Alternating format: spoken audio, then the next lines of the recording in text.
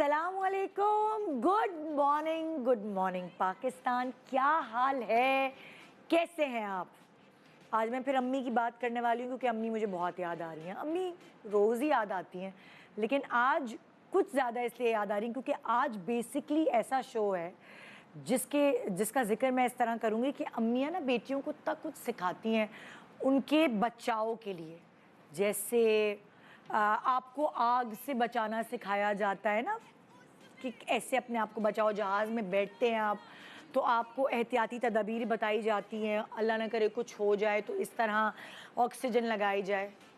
बिल्कुल उसी तरह माँ बाप अपनी औलाद को जब वो शऊर हासिल कर रहे होते हैं तब वो इतनी सारी चीज़ें उनको बताते हैं उनकी सेफ्टी के लिए कि वो अपनी ज़िंदगी सुकून से गुजारें। उनको सब कुछ आए, आहिस्ता आहिस्ता। जैसे ही ये नन्हे हाथ कुछ उठाने के काबिल होते हैं, लिखने के काबिल होते हैं, ये नन्ही सी ज़बान बोलने के काबिल होती है, बस वहीं से तरबियत शुरू हो जाती है माँ बाप की। बल्कि और भी छोटे होते हैं, तुतला के बोल रहे होते हैं, तमीज़ से तभी सिखा रहे होते हैं। ज़्यादा मुँह खोल के हंसो नहीं, इतना ज़्यादा बातें नहीं करो, ये कैसे चलती हो, मतलब वहीं से ट्रेनिंग्स शुरू हो जाती हैं। और टोका टाकी, कभी कभार हम नाराज़ भी हो जाते हैं अपने माँ बाप से, कितना टोकते हैं आप लोग, वो फल्ला हर वक्त का टोका टाकी अच्छी नहीं लगती। लेकिन जब आप कुछ बन जाते हैं और जब आप हर शोबे में एक्सलेंट नहीं तो गुड होते हैं, फेयर होते हैं, सो आप उसका सारा क्रेडिट अपने वालिदैन को देते हैं। देखिए ना, अक्सर अम्मी कहती हैं चलो रोटी बनाने की प्रैक्टिस करो, चलो थोड़ा बहुत खाना पकाना शुरू कर दो, सफाई तो कर लिया करो, ससुराल में नाक कटवाओगी। ये सारे जुमले सीख सीख के ही हम बड़े हुए होते हैं। हर किसी के घर का डिफरेंट रख रखाव होता है और वो उसी तरह अपनी बेटियों की तरबियत करते हैं। ये सारी तरबियत करने में कभी कभार माएँ इतनी मशगूल हो जाती हैं और पाबंदियों का एक पलिंदा होता था। अब आई डोंट नो, हमने अपने बच्चों पर इतनी नहीं लगाई हैं, लेकिन हमारे ऊपर कुछ ज़रूरत से ज़्यादा थी। मेकअप नहीं करना, बाल नहीं खोलना, साड़ी नहीं पहनना, रेड लिपस्टिक तो दूर की बात है। मतलब अगर हम अपने फ्लैशबैक में जाते हैं तो हर चीज़ शादी के बाद मेरी अम्मी तो खुद मेकअप भी नहीं करती थी, तो अगर मैं शोबिज़ में नहीं होती तो मुझे मेकअप भी नहीं करना आता। जैसे मेरी जो दूसरी बहन है उसको बिल्कुल मेकअप नहीं करना आता था, ना अम्मा को देखा था कभी, और अब इस फील्ड में वो कैमरे के पीछे थी। जब उसकी शादी होने वाली थी तो उसके ससुराल वालों ने उसको इतना ज़बरदस्त मेकअप गिफ्ट किया। उसकी नंद दुबई में होती थी तो वहाँ से उन्होंने बॉडी शॉप और ये और वो पूरा एक ब्यूटी बॉक्स जैसे बरी में देते हैं वो बना के दिया, और उसे आता ही नहीं था कुछ भी, क्योंकि ये तरबियत नहीं हुई थी भाई हमारी। ये लड़कियां खुद ही सीख रही होती हैं, ये अम्मा ही नहीं सिखाती।